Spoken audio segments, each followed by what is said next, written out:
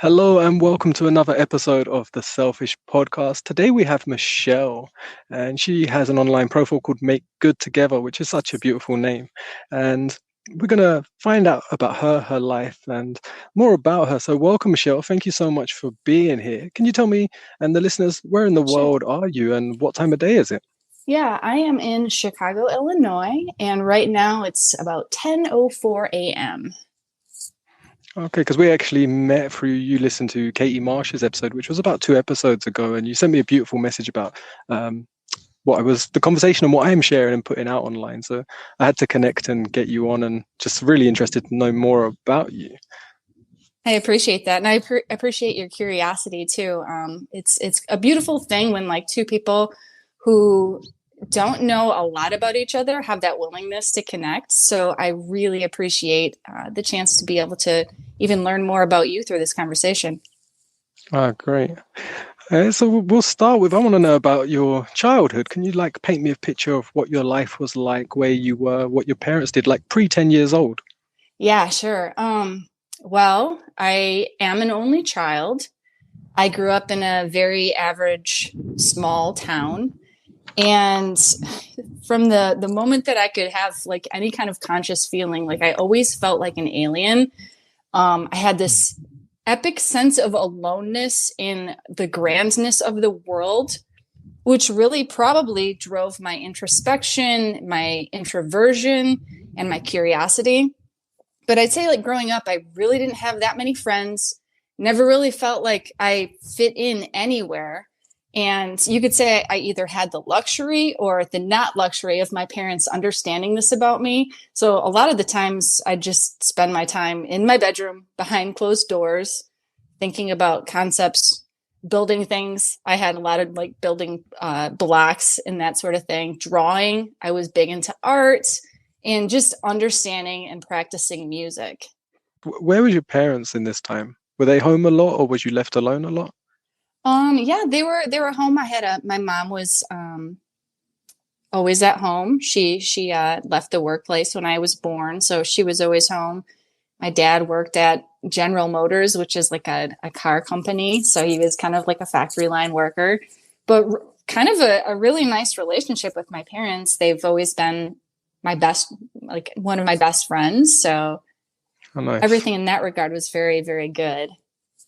But just a lot of, like you say, feeling a bit alienated and isolated. Yeah. And like I was always very easily able to understand the motives and the emotions of others. I'm not sure if we gathered that, but just this very innate like ability to quietly watch and observe. And in many ways, that's kind of been my life's journey, even that young, is to try to understand the sentient condition and how that relates to me and how that can get me to learn more about myself and kind of be able to apply that knowledge to how I engage with the world around me and with others. Oh, nice. And so you felt that from such a young age. Did you I have did. any like ambitions or dreams or like goals or jobs? Like when you was a real young child, do you remember the first thing you just wanted to do or be? I think I always just wanted to do something creative. I just always wanted to be in that realm of building, creating. Um, Interesting story that kind of relates. Well, I shouldn't say it kind of relates. It's pretty much the foundation by which, like the mega story by which kind of my story kind of gravitates from. The very first day of school, so preschool. Um, I was always a very independent, like, only child, very quiet, introspective. And this is my first day going to school. And before the class like officially began, I'm already nervous, but I'm excited to be around like, other students. The teacher drops down a paper and crayons, and I'm like, yes, I got this. This is my world. Drawing, art, cool. Like I feel comfortable. And so like I start drawing, and I can't remember exactly what it was, but I remember it was a landscape, and I think I had some animals and maybe some people. And I felt so proud in that moment to be there. And I just like everything about my existence was like expanded. My chest was open. I was like, yeah, I got this. And then I looked around and I saw everybody else was scribbling. And I was like, oh, what is that? And so I was like, I could feel everything just compressed in me, like my shoulders hunched over. I kind of like took my drawing and kind of pulled it closer to myself. And I'm like, I think I'm supposed to be scribbling. So I took this beautiful landscape that I had drawn and I just scribbled all over it. And it was one of those moments that kind of crystallized this feeling for me of this weird juxtaposition between wanting to feel like wanting to belong and wanting to feel like I belong to something and fit in, but also like what it means to not be authentic or to be authentic. I just remember that being a very odd situation for me. And I got done with class and at that point I felt so proud. I'm like, you know what? I was able to shift what I was doing to be able to fit in. I was like, I'm going to show my mom. She's going to be so proud. And like, my mom was like, what is this? Like, you can draw, like, why did you do scribbles? And it was this moment where I'm like, am I supposed to be myself? Am I supposed to belong? And that kind of like juxtaposition or like conflict has been kind of like this struggle that I still am like kind of unraveling and working through even now. But I feel like that's kind of like has been my life's path. Like, do you sacrifice authenticity to belong? And that kind of just became my entry point into what, going to school looked like and kind of my story. Yeah, no, that's really interesting, and I could really picture it well as she was telling me of the little girl sitting there doing a perfect drawing, and then looking around and noticing the others not quite doing the same. Yeah, Like I said, yeah, it's your yeah. first sort of form of peer pressure, and I think that's the advantage. And what I liked about your profile online is now we can have this sort of social media instant connection, like we're talking now in thousands of miles away from each other in an Right. instant. Whereas when we was younger, it was you have only got small groups and there's that peer pressure is really strong. Whereas now you can be a lot more authentic, open up and be yourself, and people just are drawn to you and come to you. I And it's believe like that, yeah. a different style compared to at school. Like the school system, it would have been similar to mine, I imagine, but it's quite a 30 people in a class Mm-hmm. to 40. And they say if you're doing something a bit different, it's actually uncomfortable because there's a sort of conforming nature that's just innate in the school. You're not meant to be that different. Right. And um, so I actually like kind of like kicked it up a notch because these feelings of like alienation only kind of like got deeper with me. So not only did I like just try to fit in, but I also went down the terrible path of trying to start to people please and really started like assigning value and worth to like making others feel good or get what they want at the sacrifice of my own health or my own happiness. And, that very much backfired, obviously, because that's not a good way to live.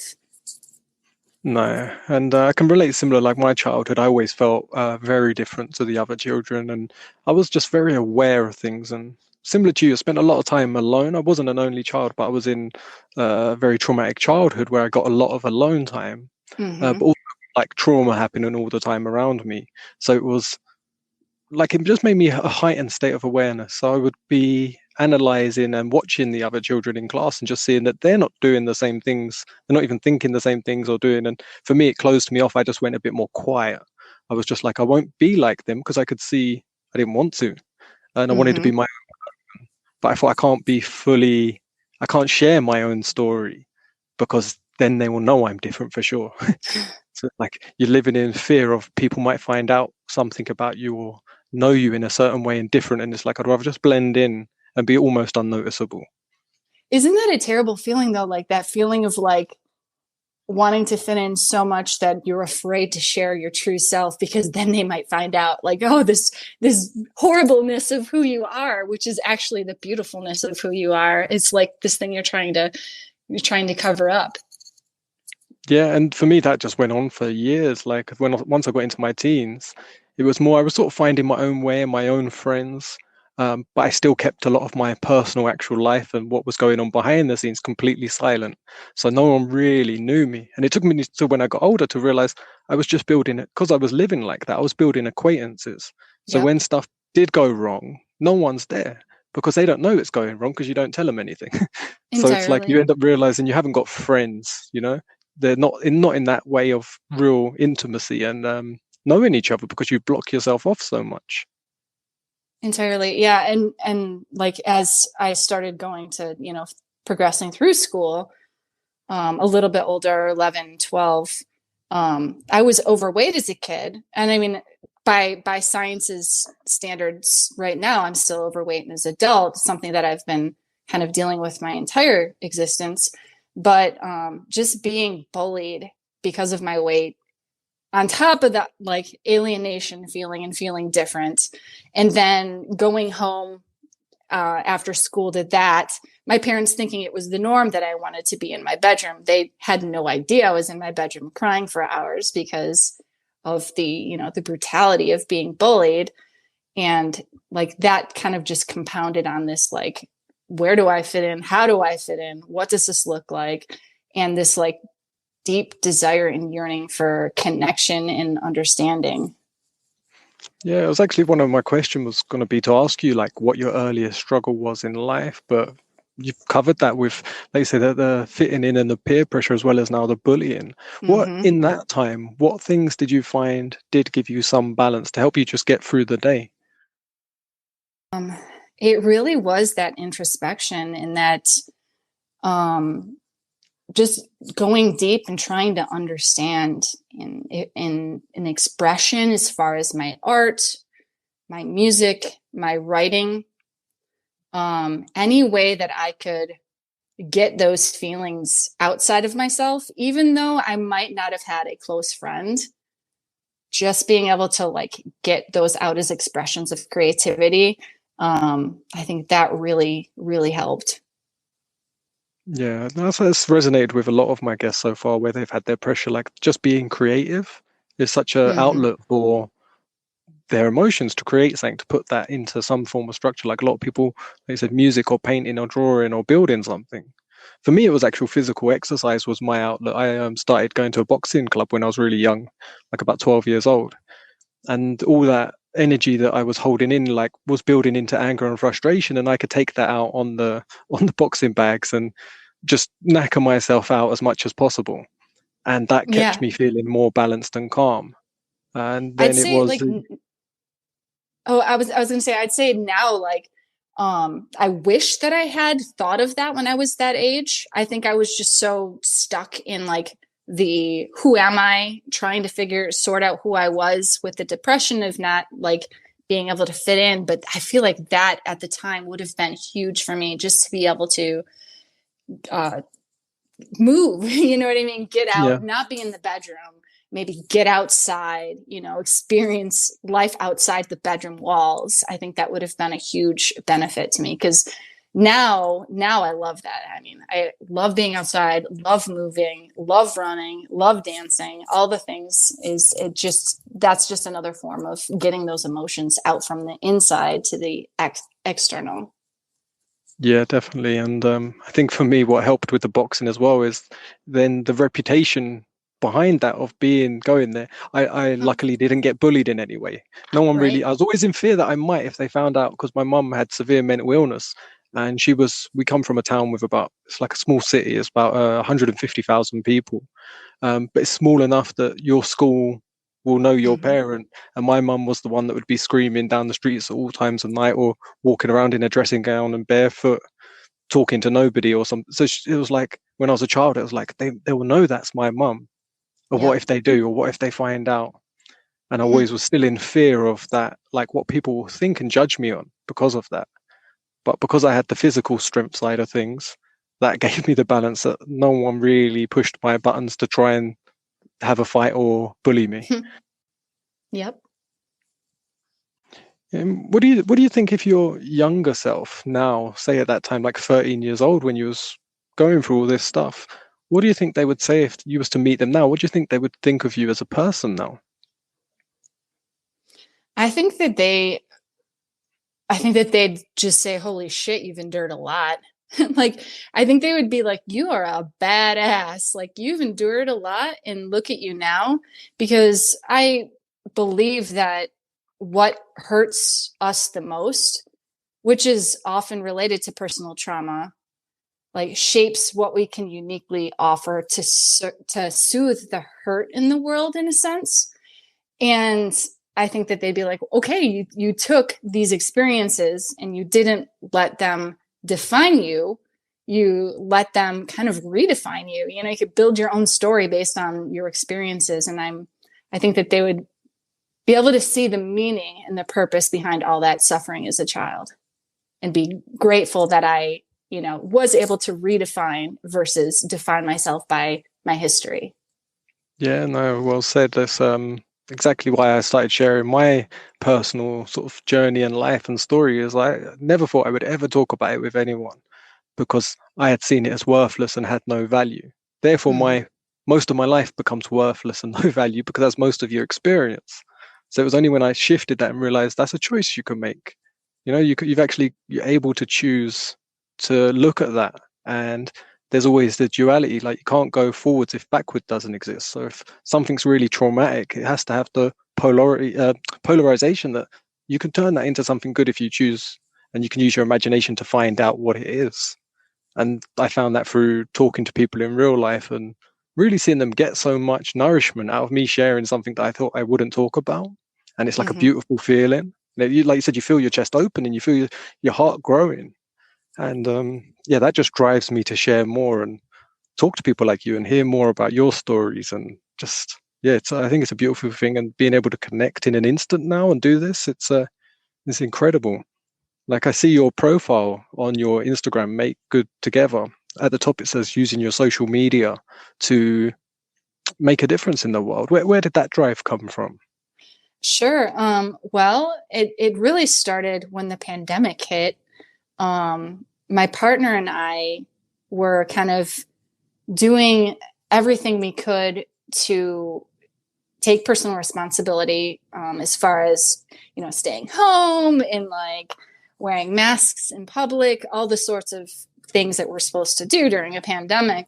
But one of the places that we saw was really collapsing as far as responsibility for the health and well-being of, I guess, the entire global human family, really, was at a social level where, somebody might have that peer pressure again of like, hey, let's get together. We don't need to wear masks.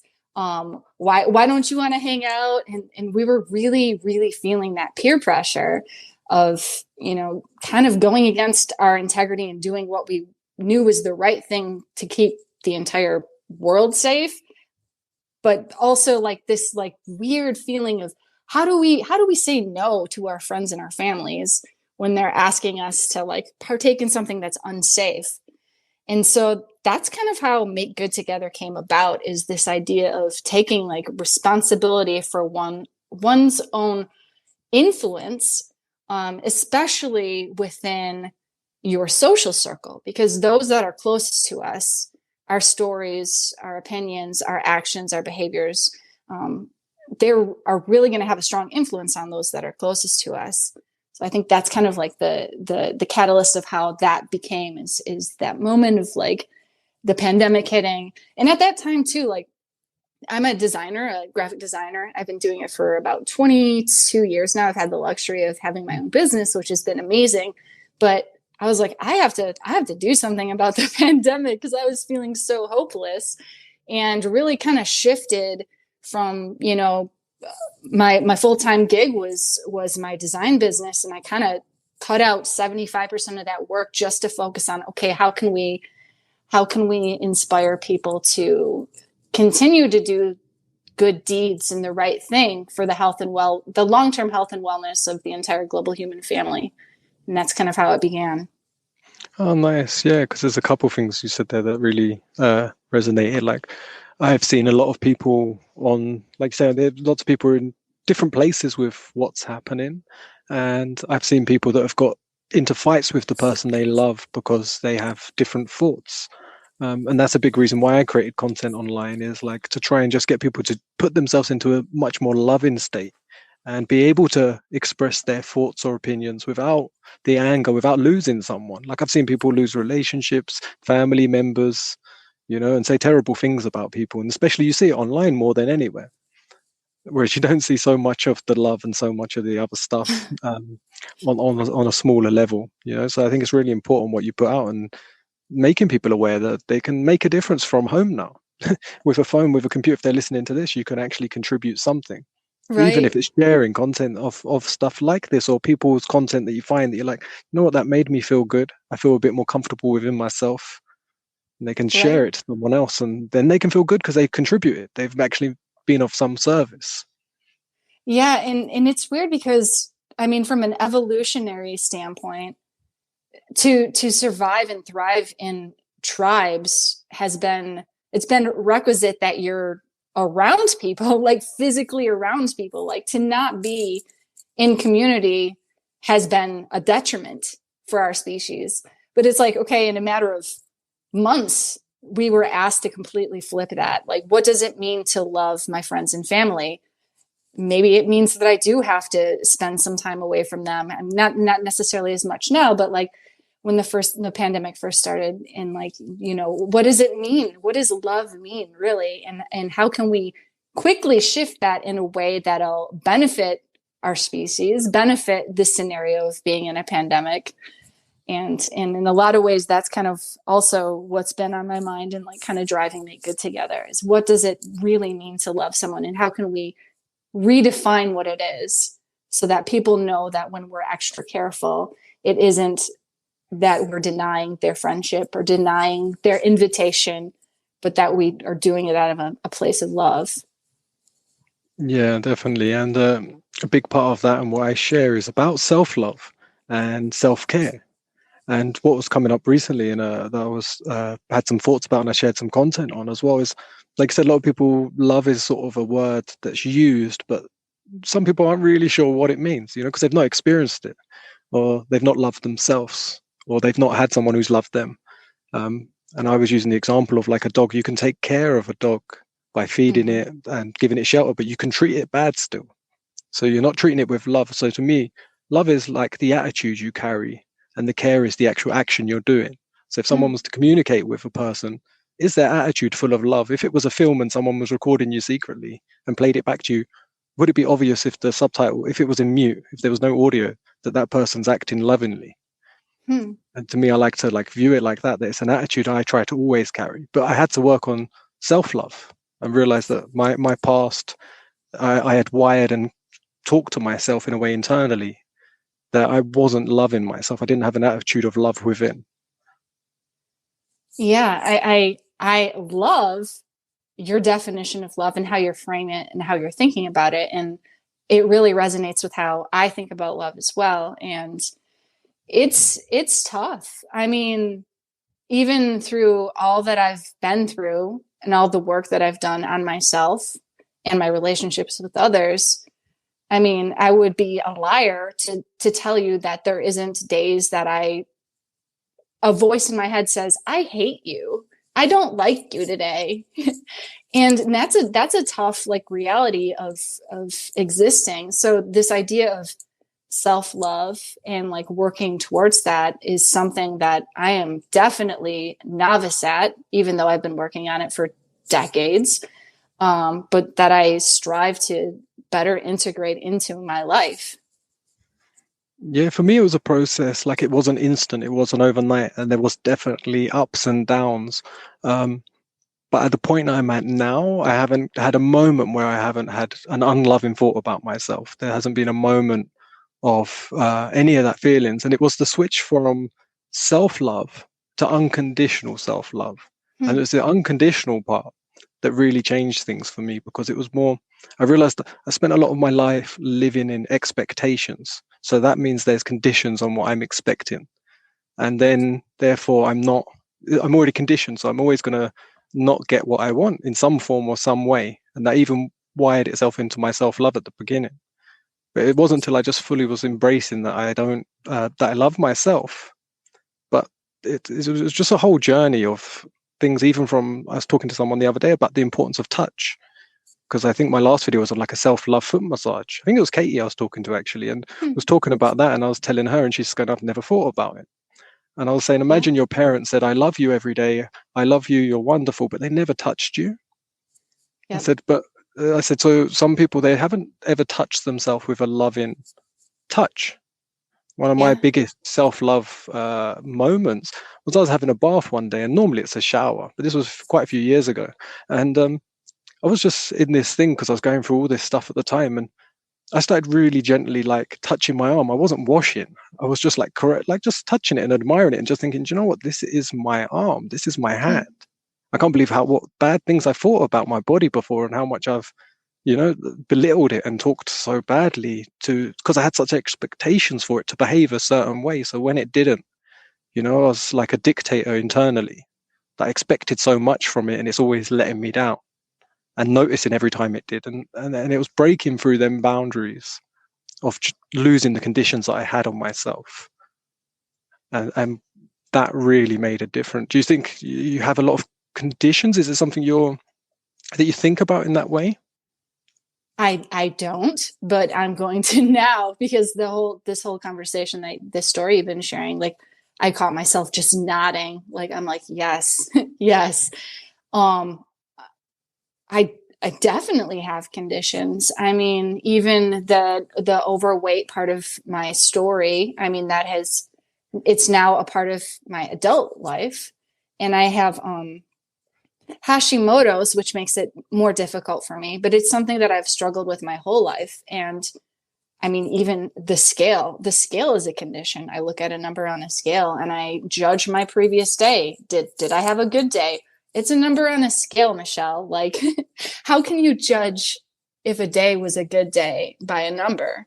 But definitely, I mean, that's a huge condition that I take part in every day, is weighing myself. And there is definite meaning and an assignment of value that, either directly or indirectly comes from that. So I think I need to do some more pondering and thought around this idea of what it means to unconditionally love yourself, and maybe reevaluate the conditions by which I view a day or a month or a year as good or bad.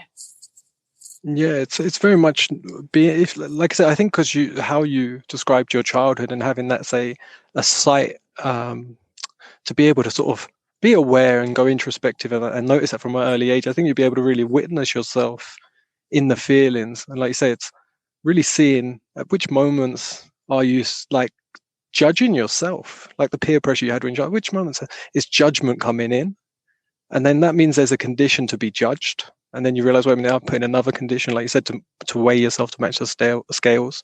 Now, Mm-hmm. I also had Hashimoto's when I was younger. I had really bad thyroid, and I was up to Mm-hmm. 110 kilos at my heaviest. And this was like in my early 20s. And I had been training boxing, like I said, for 10 years. And then I started weight training because I was just putting on weight. So I started Yeah. exercising more and I would gain more weight. And I was eating healthy, what I thought was healthy. I was weighing my meals. I was obsessed with my nutrition. And I could not lose weight. I could only gain weight. And it used to drive me insane. And I would see people losing weight. And I even became a personal trainer because I learned so much training for myself, trying to get just healthy looking. But I kept beating myself up as well. So like, how can you train someone and you don't look yourself the part? And it's like you get really angry at yourself. And I'd weigh myself all the time. And I'd be like, why is this not changing? I'd look at myself in the mirror with little to no clothes and stuff and just be so disappointed at what I saw. And like have these judgments on myself. And it wasn't until I sort of went in and saw that my body is my vessel. That's my car. It's what I live in. But it's not me. My thoughts, they're my thoughts, but they're not me. Because the thoughts pop in my head that I don't choose, they're not me. Right. So it's going through that process and sort of realizing, right, I'm the witness of my thoughts. I'm the witness of my body. And then Right. through that process and time, it was like I saw my body like a mother. That was like the feminine. That's the mum in the relationship. And my mind was like the father. And I was watching the relationship and I was like, they've got a terrible relationship. No wonder the child's unhappy. No wonder the witness that's watching this relationship between the mind and the body. The mind is constantly belittling every little achievement the body tries to do. It has a go at it and says, it's not good enough. You can do better. Try harder. It's like one day when you do this and this is there and you look like this, you'll feel good then. And it was always waiting for that expectation and always being let down. Mm-hmm. And I said, and it only took, and what I share online with people, it took my life to fall apart even more in every possible way for this to change for me. And it changed during like the worst year of my life is when the main thing changed for me. It wasn't because all my life became nice externally and then I was able to work on myself and love myself. All my external life was in chaos and falling apart, and nothing was where it was meant to be in my view. And it was in that moment I worked on myself and got the breakthroughs and the change.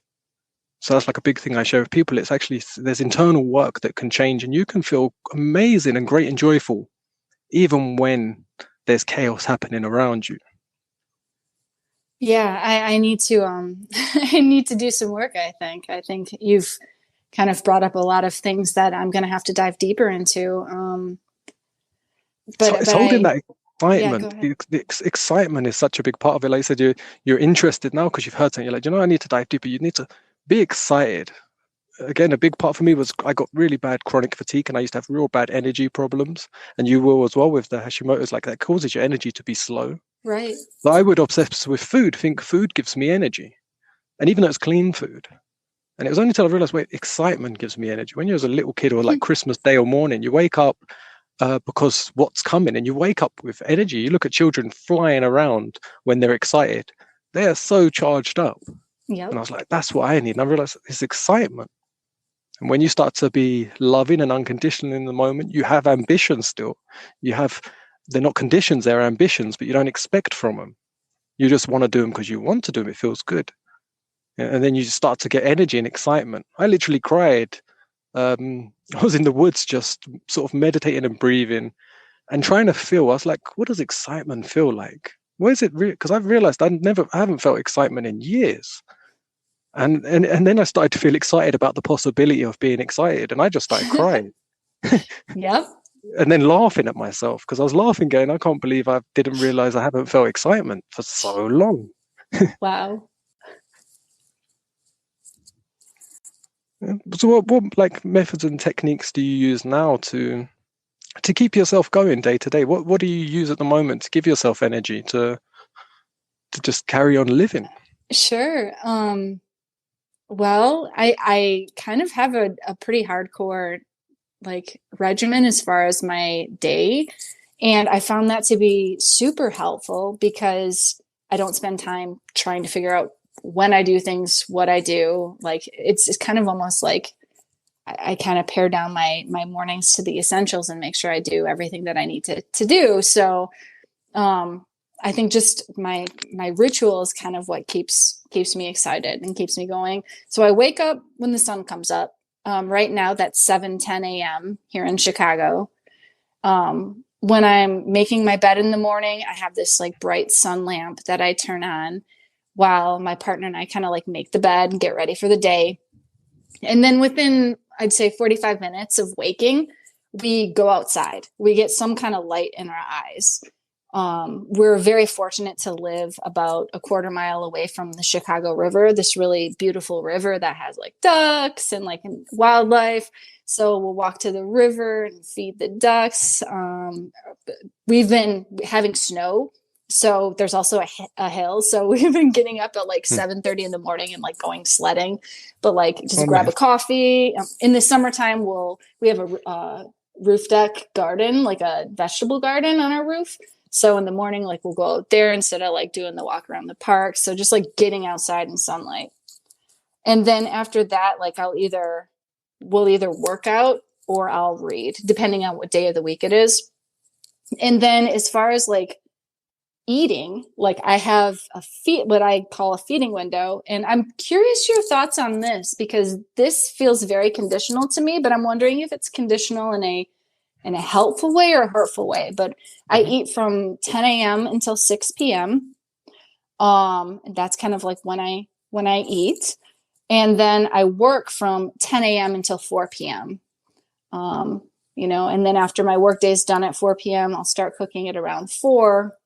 And then just make sure like dinner's wrapped up before 6 o'clock. And then the rest of the evening's kind of just like whatever I want to do, read more, hang out with my partner, all those sorts of things. But I'm very, very interested in your take on if you think, because I'm thinking about numbers and like quantifying something, and is that a good thing or a bad thing? So I'm very curious your thoughts, if you wouldn't mind telling me what you think about this idea of me having a feeding window. Yeah, no, I think they're two different things. I think it's important to have, and it's different. Everyone's really unique. It's something I had to learn, is that not to expect everyone to be thinking in the way I'm thinking or feeling or getting Mm-hmm. excitement from what I get excitement from. And like I said, to some people, having a schedule and having that routine and structure gives them a lot of balance. And for some people, it throws them off balance. It's actually like it really makes them feel trapped. I'm in the middle. I I like to have structure and routine to an extent, but I did go for a period where I'd obsess, and I would really be like beat myself up if I didn't follow that structure. And if the days that something happened that knocks me off it, I would be just thrown because it just made Mm-hmm. me feel so bad. I was like, I've got to start again. Can't believe I missed a day. I'm trying to do this perfect. And I was trying to have a perfect day all the time and follow my structure and routine so much.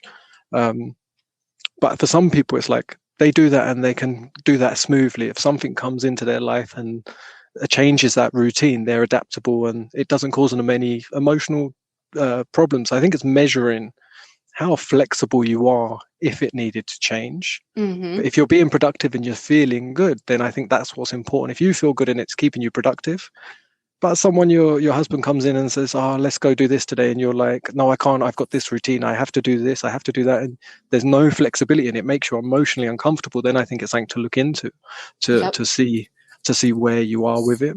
As for the actual feeding window, I think it's a very good thing. Like I'm now very particular with what I eat and how I eat, but there's also a lot of flexibility. Although someone would look at it and go, "You're completely isolating certain things."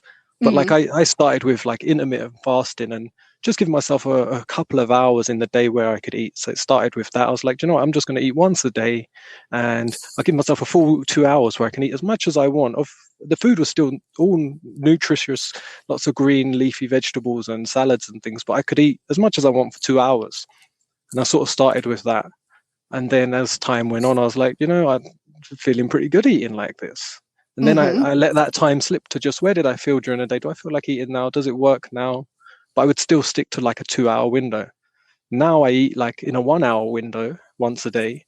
And I also extend that. Like at the moment, I haven't eaten since Sunday. At about 8 p.m. on Sunday was the last bit of food I ate. I've been fasting for the last few days. Mm-hmm. Um, and I found just doing them things and actually sort of not consuming so much and just checking my emotional levels. Am I feeling balanced? And like, do I feel like I've got a loving attitude and trying to look outside myself and say, did I just interact with my love in a loving way or not? And noticing how I feel in that moment. And really for me, it's all about feelings. And, feelings come first. We feel something and then we create a thought around that feeling. So I think being able to observe our feelings and make sure, like you said, we're staying in that feeling of love, a good attitude, excited, and enjoying the moment you're in. And like I said, and still holding that ambition for the next day. If you're not looking forward to tomorrow because you've got a strict structure coming, then it's something to look at. Why is that making you feel uncomfortable? What can you do to make that exciting? What can you do to enjoy that process? Right, right.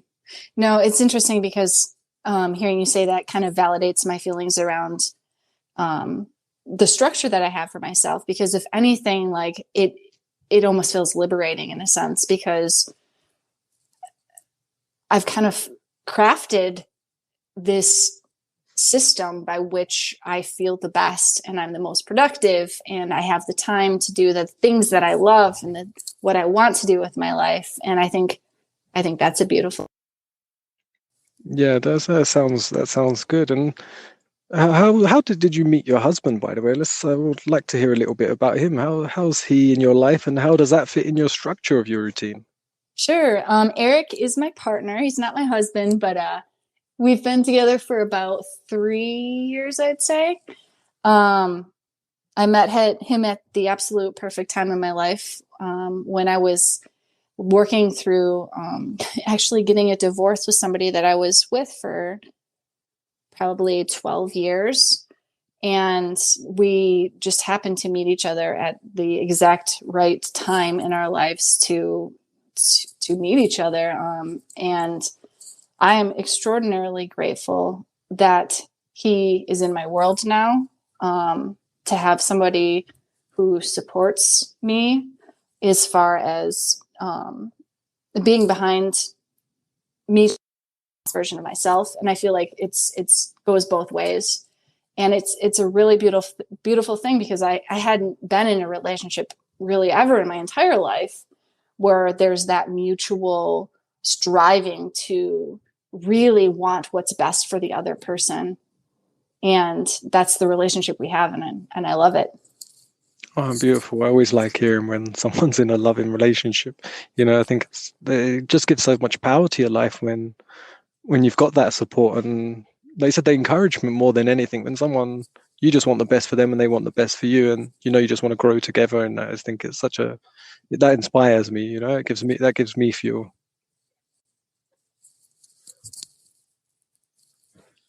Oh, can you hear me? Oh, I can, yes. Oh, sorry.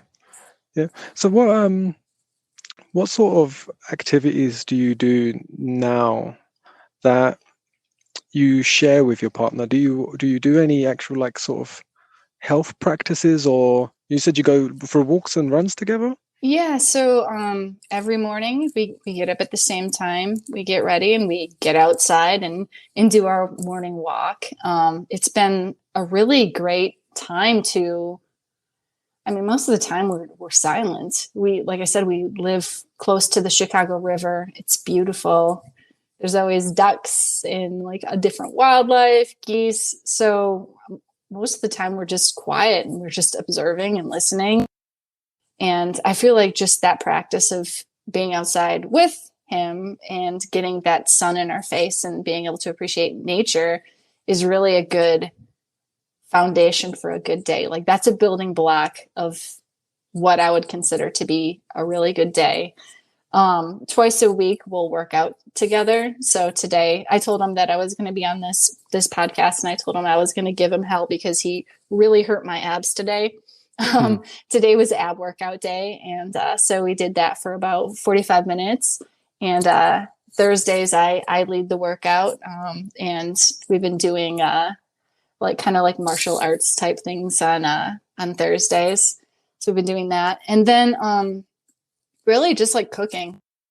That's the other thing that kind of brings us together is, I'll start cooking at like 4, and we've been just like cooking delicious meals like for as long as we've been living together now. So it's kind of a joy. He's in the industry where he's a chef. So like he brings a lot to the table as far as, what we can do with what we're eating at home. And so it's kind of another time that we can spend together that's really enjoyable, and, we can connect on that level. Other than that, like just, being around each other, quietly sitting on the couch, drinking coffee, reading. He'll be doing his journal. I'll be reading. Like moments like that where we're together, but like doing our own things feels really good. It's good to be able to have that introspection and alone time with the presence of somebody without the disruption of somebody. Like I feel good being in his presence. Oh, that's really nice to hear. And what would you say, or maybe there'll be something else, but would you say you've been together now for 3 years, but in the last 2 years, obviously the world has changed quite drastically. So you've had a lot of isolation together. Do you think that actually helped grow your relationship? 100%. It'd be interesting to think about or to ponder or to see if the pandemic hadn't happened, how that would have affected us. Like, would it have made us weaker or stronger? I have a feeling it would be the same. We are both very independent, introverted humans, so we need a lot of alone time. And in a sense, it's kind of been a blessing because we offer that up to each other. So we've gotten very good at communicating. And while I am extremely introverted, he's, I would say, maybe more introverted than me. And, if there's times that I'm getting too much into his space, he will say it. And we've developed ways to communicate by which he can speak up, like I need some time. Like, I had this scheduled to do this thing. Do you mind? And like, it's beautiful because I want nothing more for them than for him to be able to communicate what he needs, and for me to be able to also reciprocate that if I need my alone time. So there has been nothing that has during the pandemic that has like caused any kind of disruption to our relationship is in regards to like being around each other so frequently.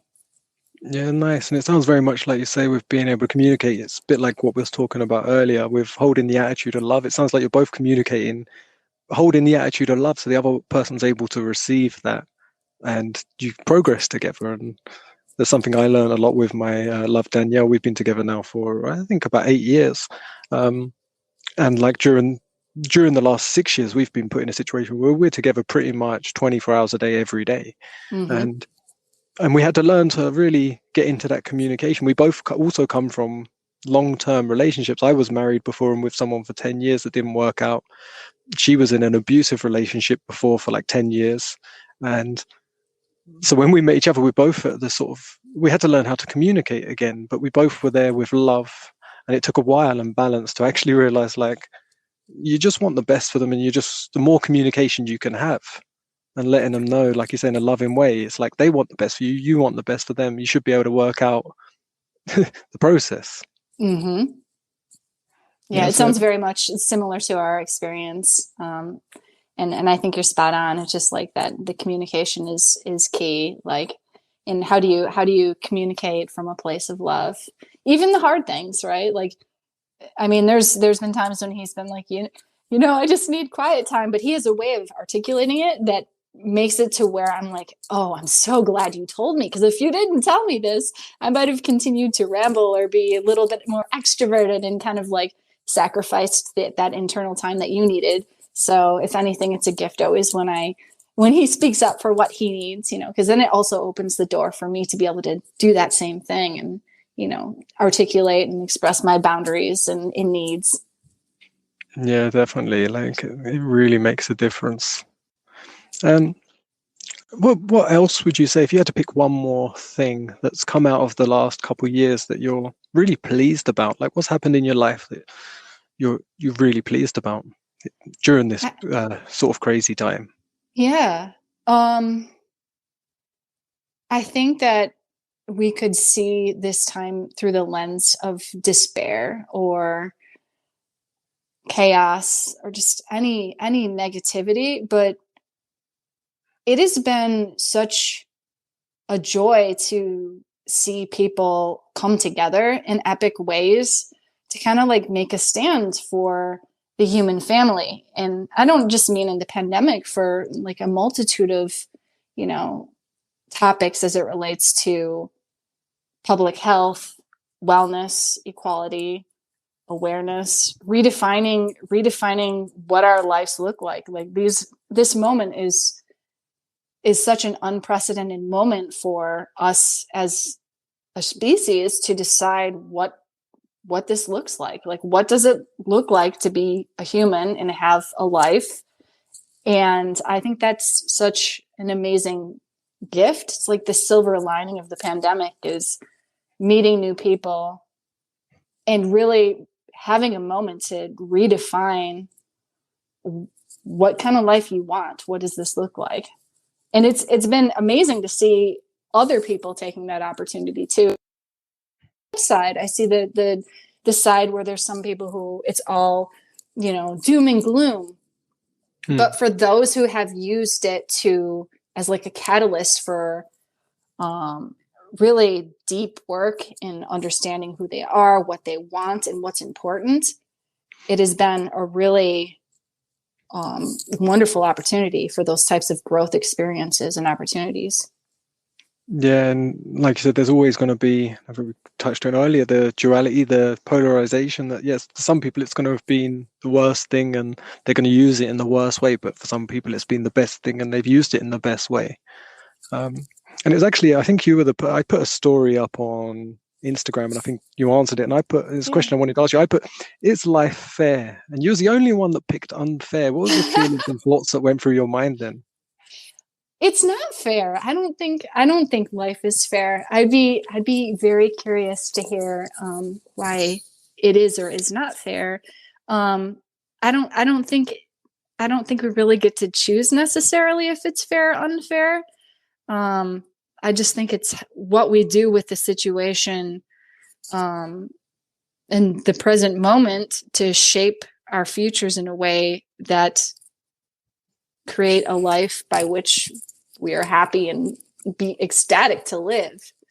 Um, Yeah, but you yeah, said you don't think you get to choose, but you still chose unfair. You could have chose fair then if you don't get to choose. interesting. And I'm also Fair is interested an in, interesting word. Like when I'm trying to like kind of just break down this notion of what fair and are means you in my thinking mind. on a human level only as the human species? What are you thinking of as life? This is a very interesting question. I'm going to have to spend some time sitting with this question, I think. But what is fairness, right? Like what does it mean? What does fair even mean? Like given equal everything, like equal um an equal chance, an equal vision. Um it's very interesting for me to think about it. Yeah, a little Life might example not be like, fair, but I think that in its unfairness, like life has a way of providing kind of like almost a homeostasis or equilibrium. So while there may be this imbalance and that can be perceived as unfairness, I think in in the world there's always going to be these kind of like tips like to one direction and to the other, and this like kind of like homeostasis that happens. So in a sense I could life is fair in that regard. yeah, so that's kind of, you kind of got to where I was going with it, and yeah, because it's a question for myself that I used to think for many years life's unfair, and I used to Yeah, question and say why me, why me, why me, and then I would look at other people suffering and just be like, life is unfair. I could just see so much suffering in the world and animals and even yeah. plants and environment, and everywhere I looked was suffering, um, and it put me in a place of life is unfair. And it wasn't until I went through, like I said, lots of processes and really just pondering the thoughts and sitting there with them and thinking, well, what am I looking at? And mainly I was looking at sort of human interaction in life and human life. And then I was looking at life as a whole, as in just the life that we are, the life that a tree is, the life things are, and noticing in this world reality, whatever we call it, like I said, always a duality. There's always good and there's always bad. There's always forwards, there's always backwards. There's always north, there's always south. Mm-hmm. So in that regard, it's always fair because there's always both options there. But where we put our perception is important. If we're thinking and feeling that things are unfair, our perception and our attitude will go into that state more so. And then we actually become less productive because it puts us into sort of more fear, more anxiety, more pressure. And then we're not actually productive to tackle the issues that we see as unfair. Whereas when you think it's fair, you actually energizes yourself that you go, I'm like, there's always good and there's always bad, but I can be on the good side. I can act good, I can do good, I can be productive. And that's why I was interested when you brought that question up, because I thought it might be something you want to ponder and see how your feelings go with that. Yeah, I'm definitely gonna. I actually wrote it down on a notepad. What is fair? Like, what does fair mean to me, and how can I think about that in a way that is productive? Yeah, So, and thank you for that. another sort of metaphor I was sharing with a friend once, because he was talking. I put a little video up where I picked up literally about 2 or 3 bin bags of trash from a beautiful lake I was at. There's this idyllic lake in Spain, and no one around for miles. But somehow I managed to collect like 3 bin bags full of just cans, rubbish, cigarette packets, plastic, that was all dumped there. And he was like, "Oh man, was you angry?" And I said, "No, I was so happy. I was able to be there to pick that up." I said, "Ain't I lucky?" I said, "I'm so happy." And he's like, "Yeah, but when you frustrated with the people that left it?" And I said, "No." I said, "Clearly they're not aware of what they're doing." I said, "Otherwise they Mm-hmm. just wouldn't have done it." I said, "So who am I to judge them and who they are?" I said, "But I can pick it up. So aren't I in a good place?" And I said, and I also look at the lake and go, "That do you know how small them 3 bags of rubbish is compared to the whole vastness of this beautiful lake?" There's a little freckle. It's a dot. So, but I could concentrate on that rubbish and spend days thinking about it in a negative light and being angry, frustrated, and worrying about why people can't have the sense to take it. There was a bin as well, by the way. 100 meters from where I was is a big bin that you could have put it in as well. So it's like some of the things are so obvious to most people, but it's like it can't be that obvious to them, or they just wouldn't have done it, because it's like, it just makes sense. You put your rubbish where it goes, even if there's a spot. But if we concentrate on the feelings and the agitations of something that's to us, say, ridiculous, you become unproductive because a lot of time and energy gets spent there. Yes, I can see that. We're getting near to an hour, so I really appreciate you being on here and getting to know you more. And I could speak to you for a lot longer. It's a problem I have with doing a podcast and restricting it to a sort of hour, because I just love connecting and communicating with open souls and people that are willing to share and connect and put their life out there. But I have a few just fun little questions I ask every guest. Sure. You got time for them? Absolutely. Okay, so the first question, and you actually answered this in one of my Instagram stories, so I know the answer. But some of the listeners might not, unless they're following the Instagram. So if you had to choose one, cats or dogs? Oh, I have to choose cats, but I love all animals, but I have to choose kitty cats. Yeah, I've always noticed there's always, like, I love them both, but there's always a preference. And everyone I've got, that some people have been really like, oh, I can't answer. And then they do answer. Eventually they go, okay, it's this one. Yep. Yeah. And what's your favorite color? Oh, I'd say like a very royally gemmy purple. This is coming from a designer, so it's not just like a specific color, but like this, like almost like gem like purple. Purple's been my most common answer, by the way. It's also my favorite color. Interesting. But it has been easily the most common one, which has been interesting for me. And what excites you? What excites me? I'd say when people that I've engaged with in some way or guided in some way, seeing their successes, like seeing them be able to take some level of engagement that we've had and do something good for themselves, or turn something around for themselves in their life, especially like if they felt like they were an underdog or it felt like an impossibility. So just being able to see my positive influence in others, that totally excites me. Oh, nice. And what does the opposite? What turns you off? It turns me off seeing other people take credit when it's not theirs, or like not giving credit where it's due. I see that a lot. I work as a designer and I'm in a lot of like group meetings, and I always make a point, if someone deserves credit, if they've done a good deed, if they've been exceptional, like shine the spotlight on them. And if anybody else takes credit for work that's not theirs, that always just leaves me kind of like cringing a little bit. Okay. And what sound or noise do you love? I don't believe I've ever heard this sound, but I believe that I would love it if I did hear it, which is silence. I've been in a float tank before with earplugs in, and I still couldn't experience silence. And it wasn't even like the noise from my own body in existing. It was like still like street noise or this or that. I've never experienced silence, but oh my goodness, if I ever get to experience silence, that will be a gift. Okay, nice. And what sound or noise do you hate? Hate is a strong word, Yeah, but if you had to pick one, or what do you dislike a little bit? small talk. Yeah, that's a good one. What comes to your mind when I say, what's your greatest fear? The idea of loneliness, not aloneness, but like the idea of feeling like you're not seen or heard or understood, not only as it relates to me, but as it relates to others. So like it's just in general, like that fear of like loneliness and wanting to like make sure others don't have to necessarily experience that. Given my background, I know what that feels like. It's not a good feeling. So I'd say loneliness. What do you love about yourself?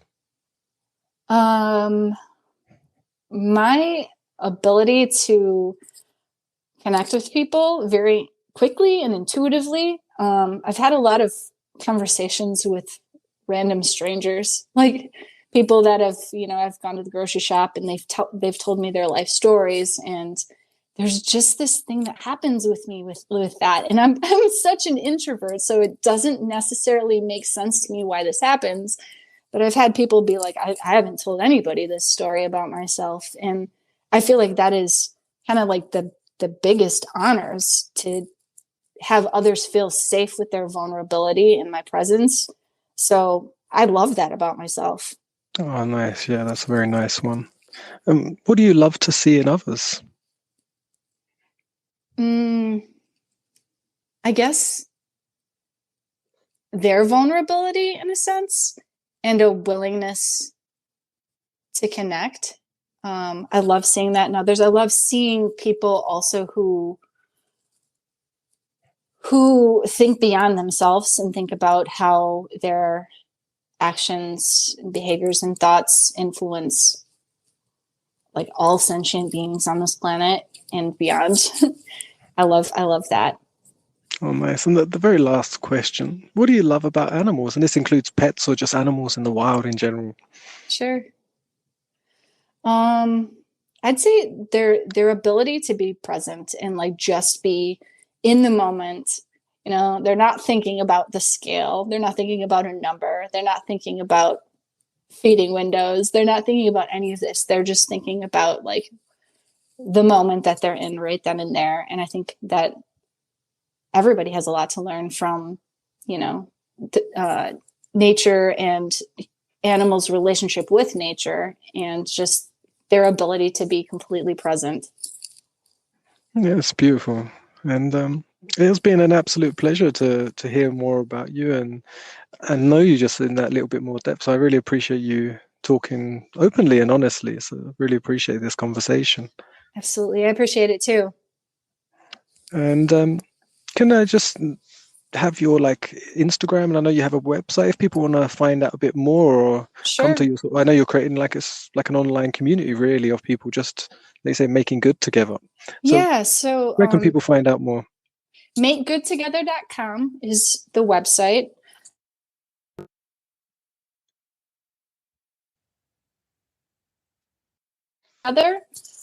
That's probably the best way to reach out or to connect. Sorry, I got a disturbance on my end. Can you just repeat again from the website? It just suddenly went all Sure. blurry. Yeah, no problem.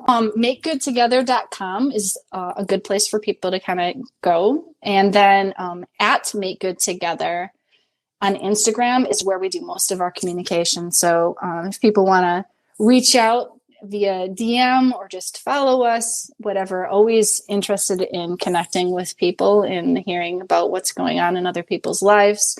Another thing to plug that we didn't talk about was we do this thing on July 3rd, which I know is a ways away, but we call it Global Interdependence Day.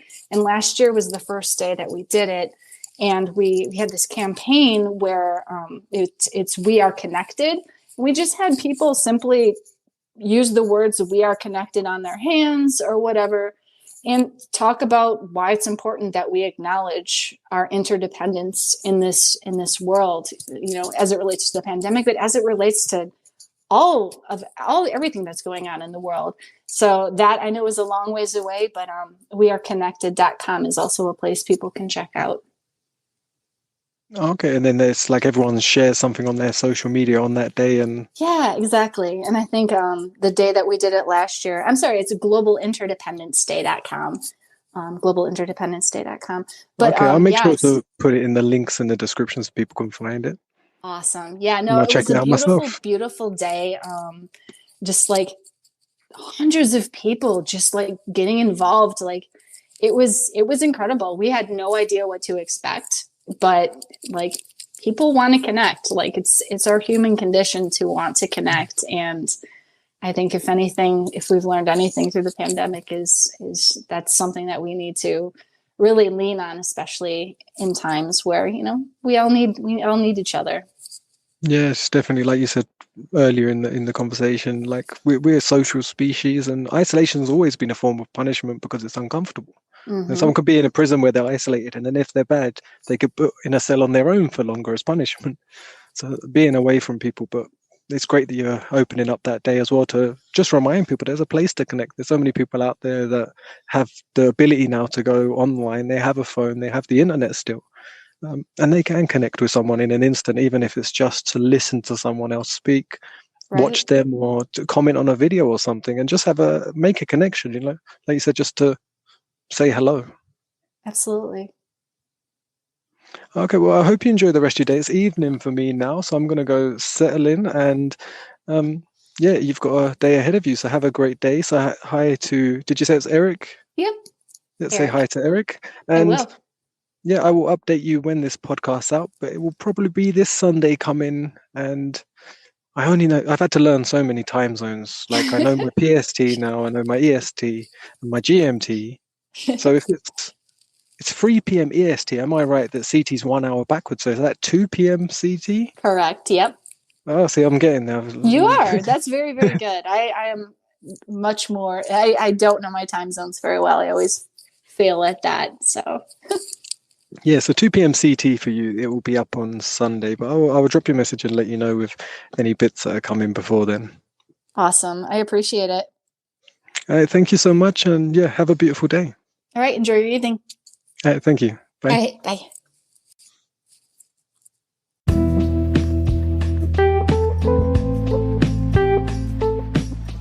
Thank you so much for being here and listening to the Selfish Podcast. I'm your host, Luke Greenheart, and I appreciate you being here. Don't forget to check out my YouTube channel. Just search Luke Greenheart on YouTube. You'll find me. Check out my website, lukegreenheart.com.